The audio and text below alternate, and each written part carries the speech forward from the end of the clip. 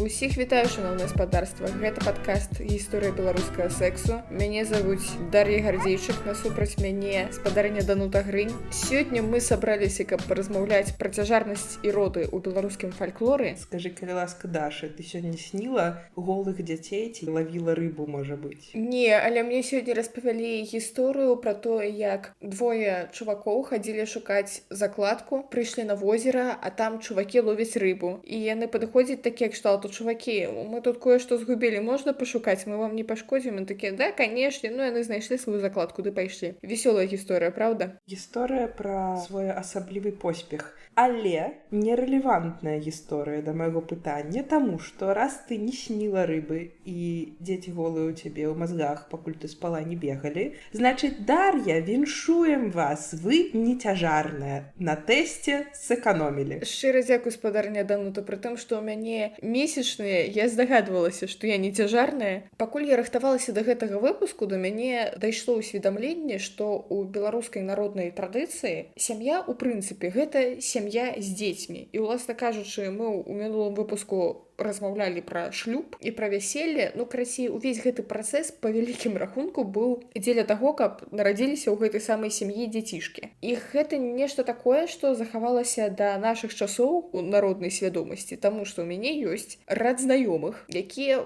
ажаніліся ўжо, як мы разумеем, далёка не ў 19 стагоддзі, а нават у 21. Яны ажаніліся з большасці таму, што так проста зручней існаваць, калі ты жывеш з чалавекамі, у вас ёсць нейкая паперка, якая пацверджуе, што вы не чужыя адно аднаму. Гэта проста зручней рабіць усякія рэчы, звязаныя з дзяржаўнымі органамі, напрыклад. Яны рэгулярна ад сваіх бацькоў, ад проста навакольных людзей, больш сталога, напрыклад, узросту, атрымлівалі пытанні: на вас вы пажаніліся, а дзецішкі-то калі?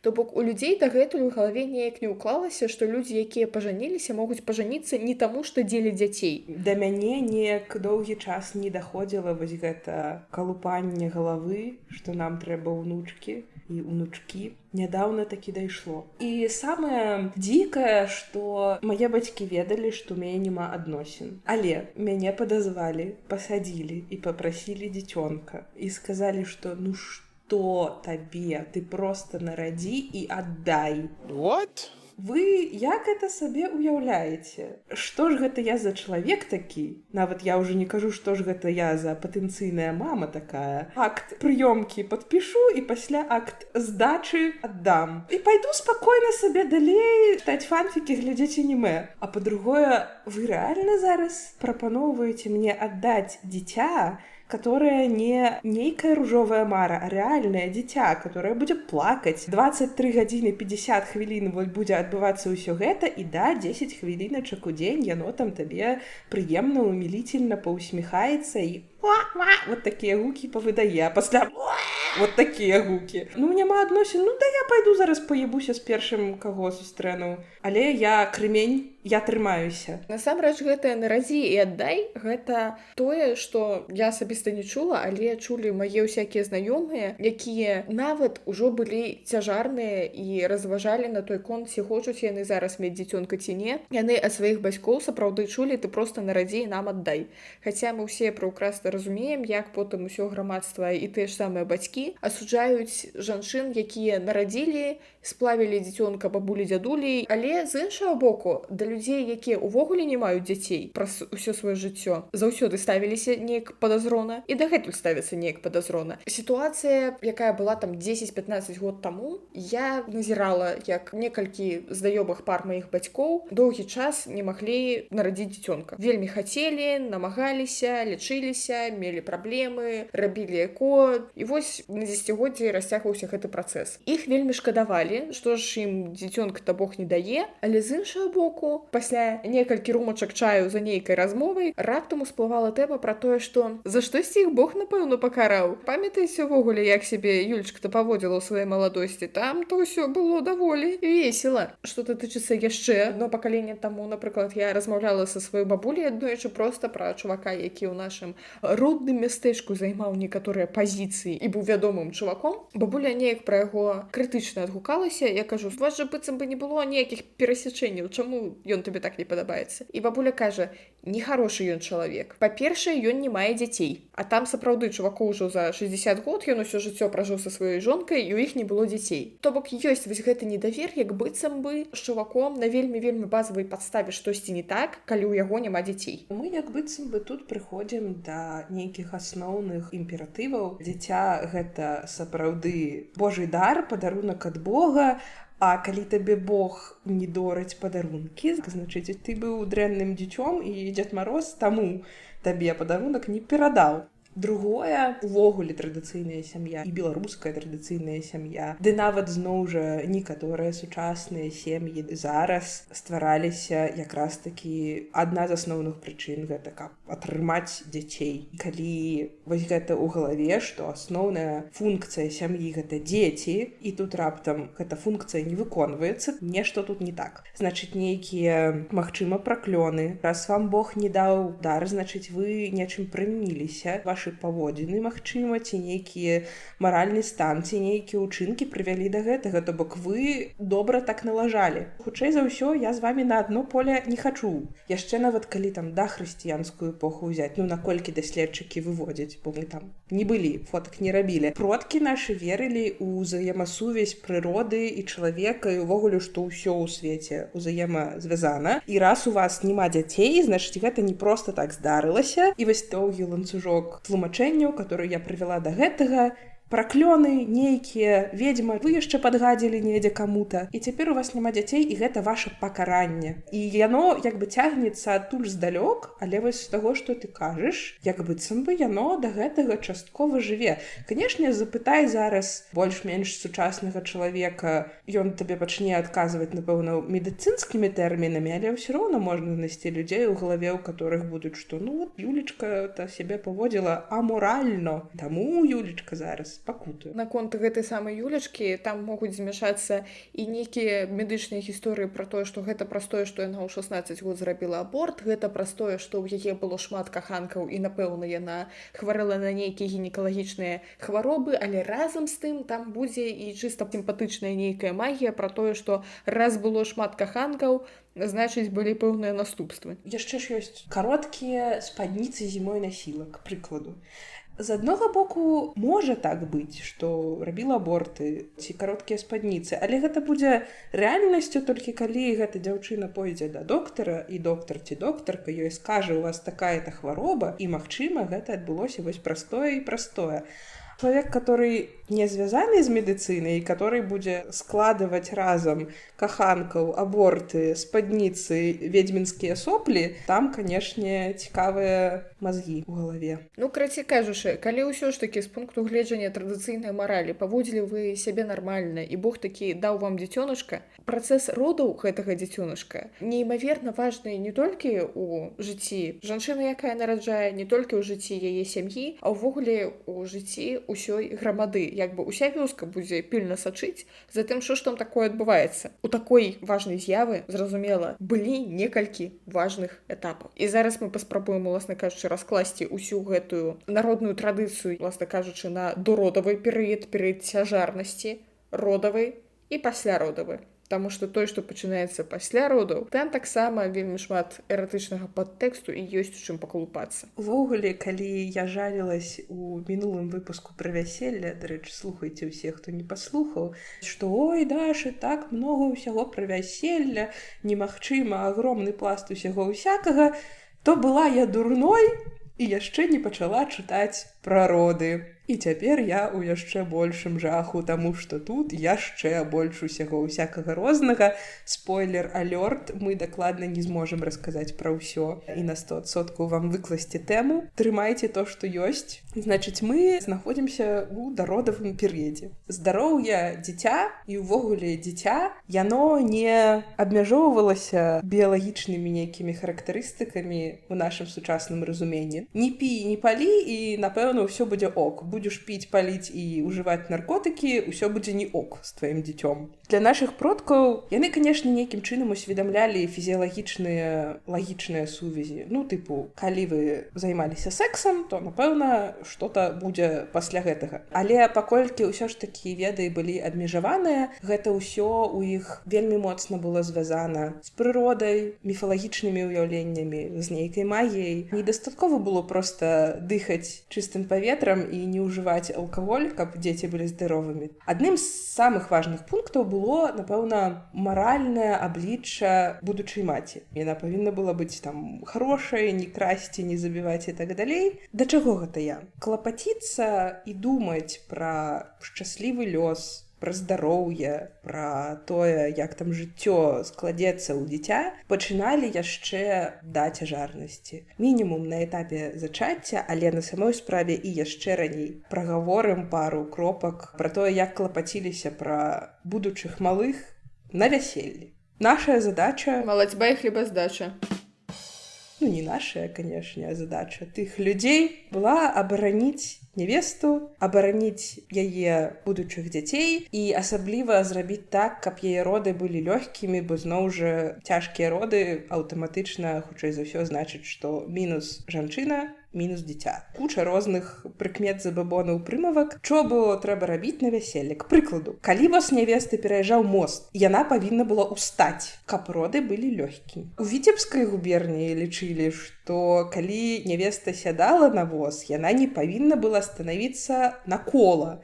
Тады, там сколькі ў коле спіц, гэта значыла, столькі гадоў у іх не будзе дзяцей. К прыкладу, на Брэшчыне, каб нараджаліся дзеці, нявеста, наадварот, станавілася на кола і загадвала, колькі будзе спіц, столькі будзе дзяцей.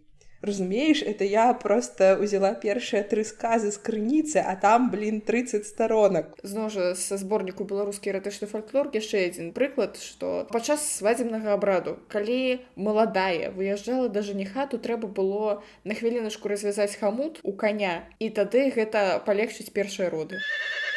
Дарэчы, калі я чытала ўсе гэтыя крыніцы, я рэальна знайшла адну прыкмету, паводле которой яшчэ на мяне і мама, і бабуля злавалася і фыркала: не сядзі на куце. У мяне якраз здарыўся флэшбэк, што штосьці такое мне казалі, але я чамусьці думала, што гэта штосьці з правіла этыкета, які я не ведаю, ці проста я там перашкаджаю камусьці прайсці ці штосьці такое, але было такое, казалі. Я не асоба вялікая спецыялістка ў правілах этыкета, як ты можаш здагадацца па нашаму знаёмству. Але я магу толькі вывесці нейкую гіпотэзу. Канешне, я думаю, што там усё крышку складаней, але з такога самага простага, ну кут гэта што? Гэта што-то даволі вострае. Вострае гэта што-то небяспечнае. А калі я сяжу на куце, гэта значыць, што як бы зона майго жывата, которая павінна быць падаховай, таму што гэта зона, дзе ўсё як бы нараджаецца, то як бы на гэту зону накіравана што-то вострае, і гэта проста небяспечна. Ну, больш за тое, мы ведаем, што жывот абараняўся. Гэта лагічна з пункту гледжання фізіялагічнага,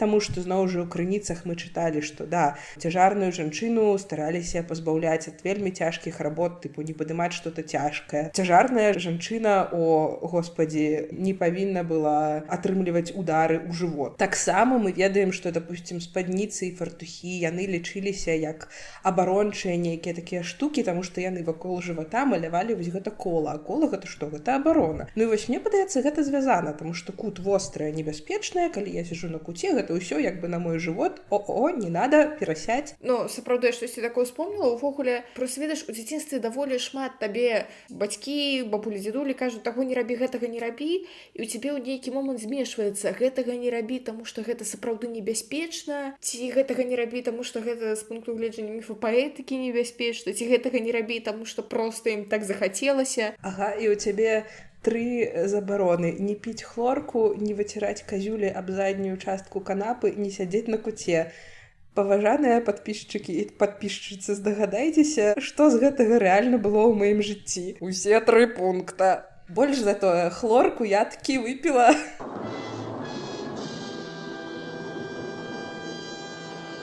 Брэшчыне, каб у маладых былі дзеці абодвух палоў, усе ў гаспадарцы прыгадзяцца. Значыць, у павозку, якая везла жаніха і нявесту ў царкву, трэба было запрагаць і каня, і кабылу, і дзяўчыну, і хлопчыка. І далей самае смешнае, каб дзеці не былі саплівыя, кабылу выціралі ручніком.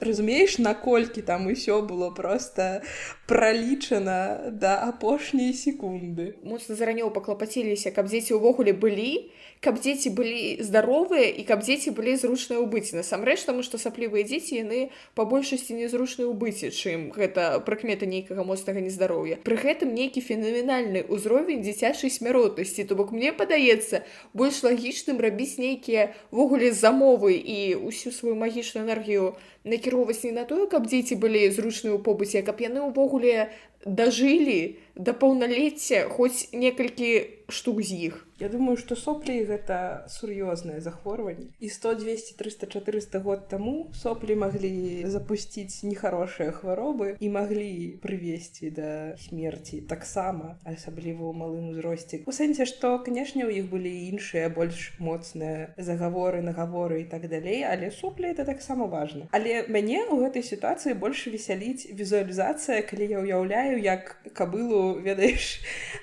прымушаюць смаркацца. Я разумею, што ёй, напэўна, там проста тканінкай па пысе павадзілі, але я ўяўляю проста што-то, як быццам бы гэта чалавек. Памятаеш, у мінулым выпуску мы з табой казалі, што на дарозе вясельнай былі такія фарпосты, которые там прасілі танчыць, спяваць, прасілі пачастункаў і так далей, і так далей. Так вось гэта ўсё было не проста так. Зноў жа паводле традыцыйных вераванняў, колькі такіх вясельных фарпостаў вясельны поезд сустрэне па дарозе, столькі будзе дзяцей. То бок, калі адзін дзіцёнак, але калі 15, ну то 15. Такі лёс. А з улікам таго, што з гэтых 15 толькі 2 дажывуць да дарослага жыцця, вельмі дарэчна рабіць такіх форпастаў як мага больш. Што яшчэ? Вось забаўны яшчэ быў звычай. Хоць у час вянчання забаранялі мець на сабе нейкія металічныя ўпрыгожванні, але трэба было, каб нявеста трымала пад левымі грудзьмі сярэбраную манету альбо іншую сярэбраную рэч, і тады ў яе дзяцей будуць чыстыя галовы. Ну, то бок не будзе нейкіх хвароб скуры, як, напэўна, псарыаз які-небудзь. Вошай не будзе. Вошай гэта не зусім хвароба скуры, але я думаю, што сайдёць. Дэрматыт які-небудзь. Ты зараз сказала гэта так проста кшталту. Ну, падчас вянчання не мусіць быць і ніякіх металічных рэчаў. Я такая, гэта што, рэнтген? Ці гэта ты праз металадэтэктар праходзіш? Вы у храме, і, можа быць, на вас там Гасподь Бог глядзіце, это табе пасур'ёзней рэнтгена, так што пабойся Бога.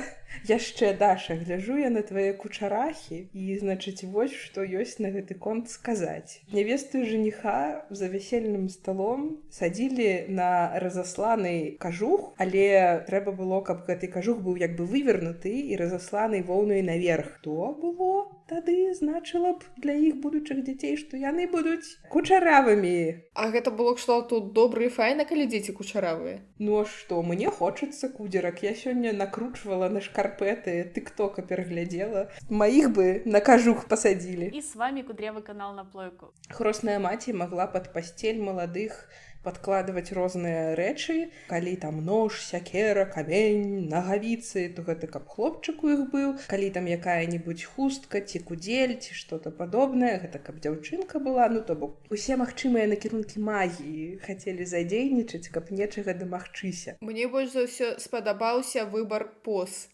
у гэтай сітуацыі. То бок, лягай на левы бок, калі хочаш хлопчыка, лягай на правы бок, калі хочаш дзяўчынку.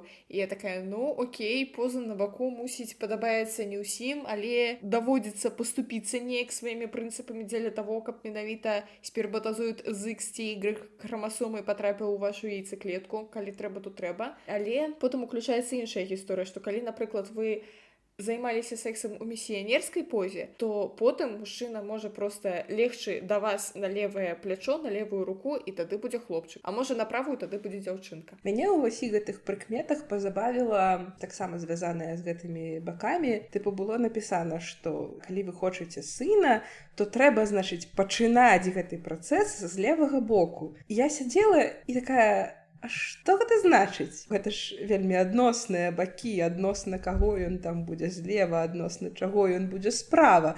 Ён павінен быў, не ведаю, пацалаваць, пажамкаць левую смочку першую, а пасля перайсці да правай ці пачынаць з левай палавой губы, а пасля перайсці да правай. Карацей, мне вельмі много пытанняў да гэтай прыкметы. Гэта не будзе нейкім сюрпрызам, але ускосна з гэтых прыкмет мы можам так ускосна вывесці, якая была самая распаўсюджаная поза сексуальная. Ты ўжо сказала, што да, пасля палавога акту, каб атрымаць хлопца, мужчына павінен быў паляжаць на правай руцэ жонкі, альбо жонка на правым баку. Чакай, давай разбярэмся. Хлопчыкі левы бок, дзяўчынкі правы бок, так? Не, хлопцы права, дзеўкі лева. Цытата экспедыцыйная. Калі хочаш хлопчыка, мужик як злезець з цябе, а ты раз і на правы бок перавярніся. То бок мужик аднекуль злазіў. То бок мужик быў зверх. Я табе кажу, місіянерская поза. Гэта не сюрпрыз, але ў нас ёсць афіцыйнае пацверджанне. Поза нумар 1 распакавана. Але вось гэта права-лева, гэта вельмі простае нешта, правільна? Былі больш складаныя ўзроўні. К прыкладу, з апасродкаваных прыкметаў. Калі ў хату, у якой знаходзілася цяжарная,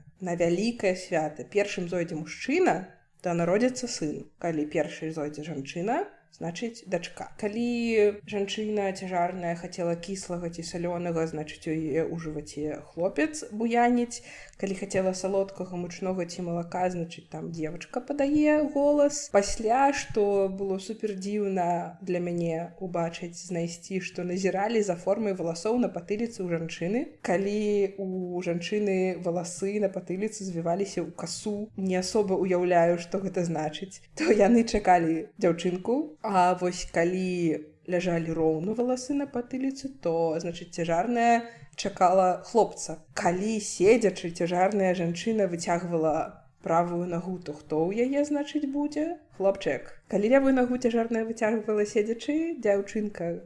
Цяжарнай задавалі пытанне, проста тупа ў лоб, каго народзіш? І калі яна ў адказ там тыпу саромілась, чырванела, што там всяка такая: ой, ну што вы, я не магу, я такая далікатная, вы мяне смушчаеце.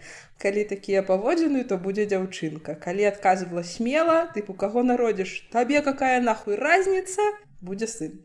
Яшчэ я сустракала таксама, што калі там чырвоныя шчокі вялікія, то, значыць, таксама будзе сына. Калі бледны твар з плямамі, то, значыць, чакаецца дачка.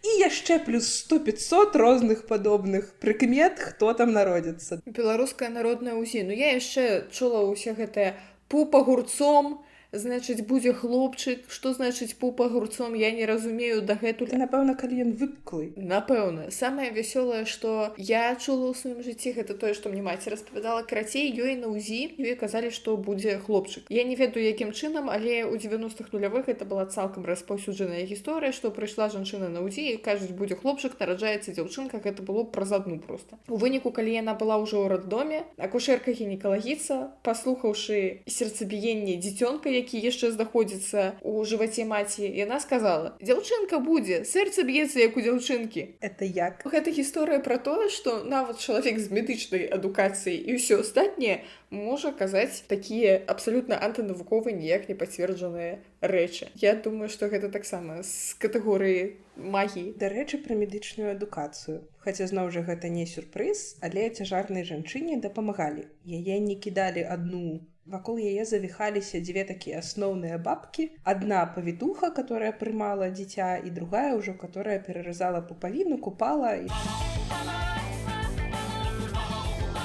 так далей. Па-першае, гэта было вельмі пачэсна, плюс 100-500 да статусу, гэта будзе табе плюсік на страшным судзе, і вельмі многа было патрабаванняў да такой бабкі-павітухі, таму што зноў жа мы памятаем, што дзіцё гэта не проста так, яно звязана з усім, што толькі можна сабе ўявіць, і, канешне, між дзіцём і бабкай, которая яго як бы прымае, сустракае, дастае ў самых дрэнных выпадках, між імі таксама былі нейкія сувязі, і таму было вельмі важна, каб гэта бабка была вельмі высокадухоўнай, не піла, не лаялася матам страшэнным і так далей, не крала, не забівала, не труціла. Важна, каб гэта была менавіта бабка, як ты кажаш, то бок жанчына, якая ўжо сама не раджае. Гэта павінна была быць жанчына, як было напісана, ужо ў клімаксе, которая ўжо не нараджае, у которой ўжо няма як бы малых дзяцей.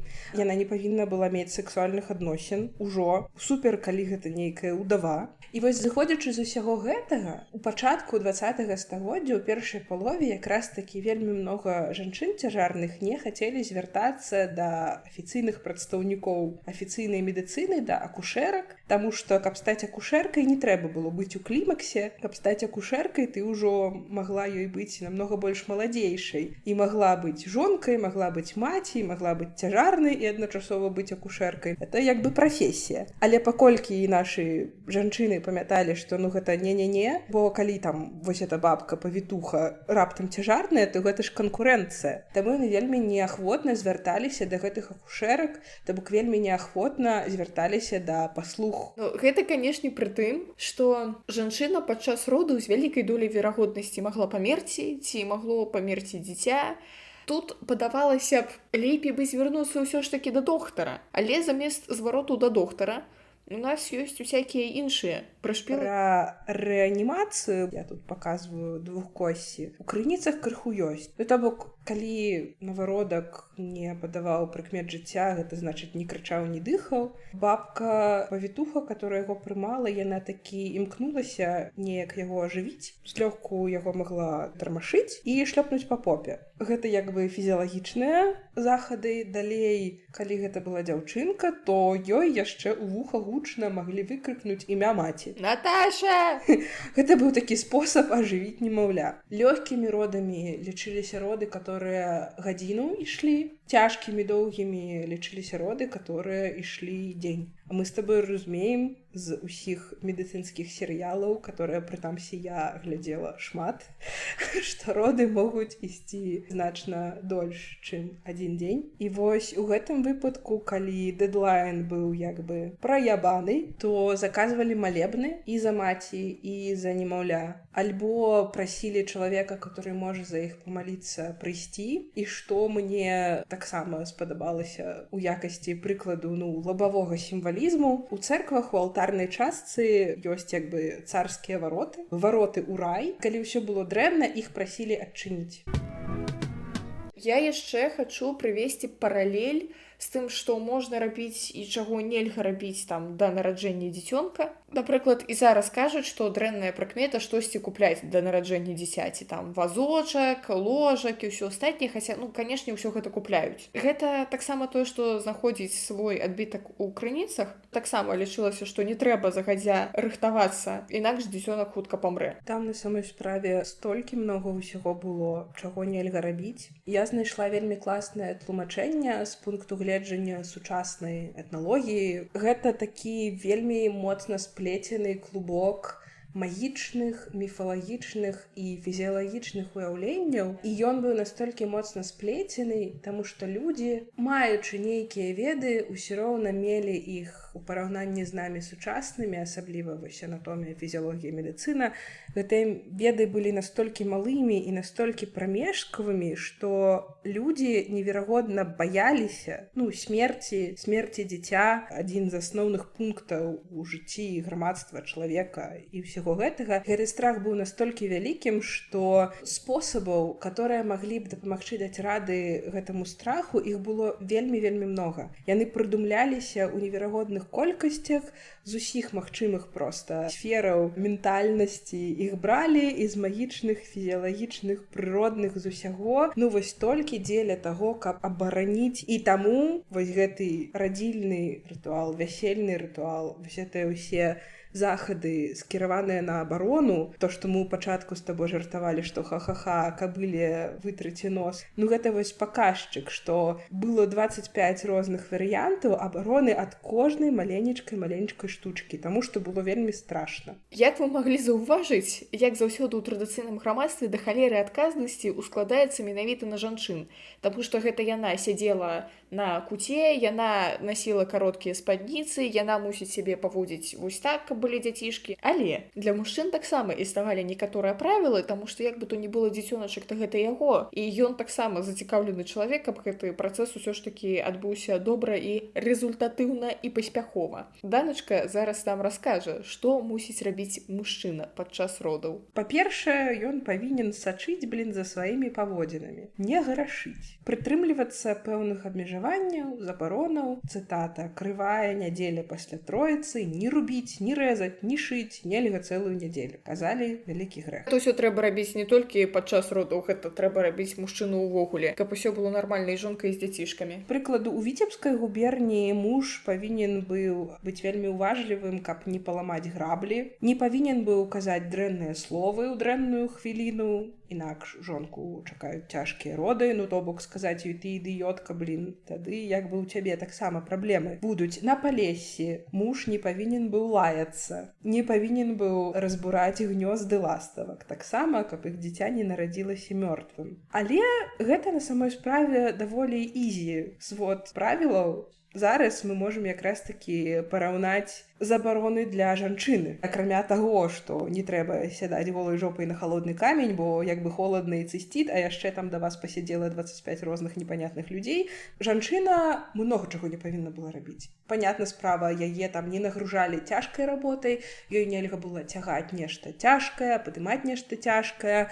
У залежнасці ад заможнасці сям'і, калі гэта была такая нармальная, багатая сялянская сям'я, то жанчыну ад працы маглі вызваліць за 2 тыдні, ну але калі бедная, то не вызвалялі ўвогуле, на жаль. Але акрамя таго, вось на працягу яе цяжарнасці, акрамя таго, што яна павінна была падтрымліваць сваё духоўнае і маральнае аблічча, яна, к прыкладу, павінна была засцерагацца ад сполахаў. Ёй нельга было там глядзець на пажар. Ёй трэба было вельмі асцярожна паводзіць сябе з дамашнімі жывёламі, ні ў якім разе не пінаць сабак, катоў і свінняў, бо калі іх штурхне, што народзіцца, тут двухкосся, цытата, вырадак. Но мы можам гэта так інтэрпрэтаваць як дзіця з нейкімі асаблівасцямі. Я памятаю яшчэ з майго дзяцінства, што была тэма, што цяжарным не дазвалялі хадзіць на пахаванні. Так, ім нельга было хадзіць на пахаванні, ім нельга было глядзець на нябожчыкаў, бо дзіця хворае альбо мёртвае можа нарадзіцца. Прычым, зноў жа, мне ў дзяцінстве падавалася, што гэтая яна цяжарная, яна на пахаванне не пойдзе. Звязана было больш з тым, што ёй цяжка ісці. Як я зараз разумею, там праблема была не столькі ў гэтым, таму што, можа быць, у яе яшчэ такі тэрмін, што яна цалкам ходзіць тую ж самую адлегласць на працу, але менавіта ў тым, што не трэба глядзець на нябожчыка і не трэба ўвогуле ўсіх гэтых негатыўных эмоцый, калі ўсе вакол сумныя і плачуць. Нябожчык — гэта свет па-за жыццём, з ім нельга кантактаваць, бо там ёсць небяспека. Больш за тое, к прыкладу, бабка-павітуха не магла ўдзельнічаць у розных рытуалах па абмыццю нябожчыкаў і пасля прымаць роды. Яна не магла прымаць роды, калі да гэтага прыняла нейкія роды, там трэба быў каранцінны срок. Жанчына, цяжарная жанчына, яна першая знаходзіцца ў небяспецы. Па-другое, тут ізноў жа яна сімвалічна там памірае ў нас. Яна і так ужо нейкім чынам кантактуе з тым светам і там і так дастаткова да халеры небяспекі ўсякай для яе, а тут яшчэ мы і памножым гэту небяспеку яшчэ нейкім нябожчыкам, то лепей ты, дарагая моя, дома пасядзі. Але давай ад нябожчыкаў крышку у жывёльны свет перайдзем. Не павінна была жанчына ні ў якім разе калечыць жабу, бо тады дзіця будзе гарбатае. Я лічу, у прынцыпе, не трэба калечыць жабак, яны класныя. Таксама, каб дзіця не нарадзілася калекам, к прыкладу, была забарона працы менавіта ў святы. Прычым не ў толькі там у хрысціянскія святы, але і ў традыцыйныя святы. Цяжарнай жанчыне нельга было тушыць нагамі галавешку, которая магла б выпасці з печы, бо тады ў дзіця будзе балець жывот. Ні ў якім разе нельга было грызці пазногці, у дзіця будзе грыжа. Было нельга плявацца ў прыбіральнік, альбо, пачуўшы дрэнны пах, заціскаць нос. Тады ў дзіця будзе смуродзіць з роту. Пасля нельга было казаць ні пра кога дрэнна. Калі ў вас прышчы ці акне, гэта значыць, што ваша мама насіла ў фартуху нейкую крупу. Калі маці хадзіла басой па апілках, то ў дзіця будзе балець страўнік. Нічога нельга было браць і голымі рукамі з агню перадаваць другому чалавеку нешта праз агонь. Лічылі, што ў гэтым выпадку дзіця будзе злодзеем. Дарэчы, калі вярнуцца да вяселля, маладым нельга было піць алкаголь якраз такі падчас вяселля, каб дзіця не стала алкаголікам. Адзінае вяселле ў вашым жыцці, на якім вы не дабухаецеся, гэта ваше ўласнае вяселле. Калі нешта зашываеш на сабе, то гэта значыць, што ты на сябе наклікаеш цяжкія роды. Калі спяшаешся пры размове, дзіця можа заікацца. Спадары і спадарыні, якія маюць СДВГ. Be aware. Даша, валасы падстрыгаць нельга. І я такая скарэй сяджу. Дагэтуль некаторыя цяжарныя жанчыны не ходзяць у парикмахерскую, не робяць фрызуры, не фарбуюць валасы, таму што нельга, пакуль ты цяжарная, кажуць яны.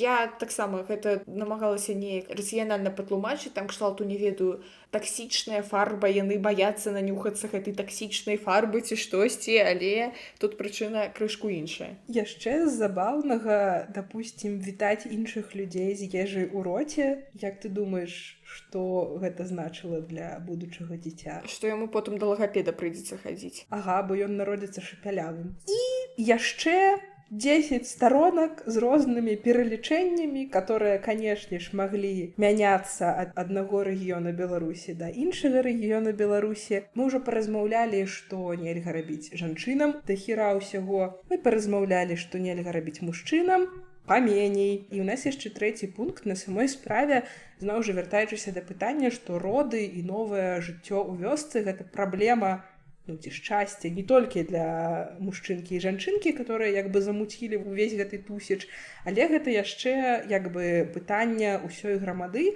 таму што таксама былі розныя правілы і для грамадства вакол пары, якая гатуецца нарадзіць дзіцёнка. А пра то, якія ўласна забароны былі для грамадства, а яшчэ пра тое, чаму ў беларускай вёсцы даволі часта практыкаваліся партнёрскія роды, вы пачуеце ў наступным выпуску. Так, мы вырашылі зрабіць пра цяжарнасці роду 2 часткі, каб не прапусціць раптам другую частку. Калі ласка, падпішыцеся на наш выпуск, а яшчэ пастаўце лайк, зорачку ці якую іншую прыемную адзнаку, і яшчэ варта падпісацца на наш інстаграм, таму што там выходзяць усякія дадатковыя матэрыялы і мемы. Пачуемся!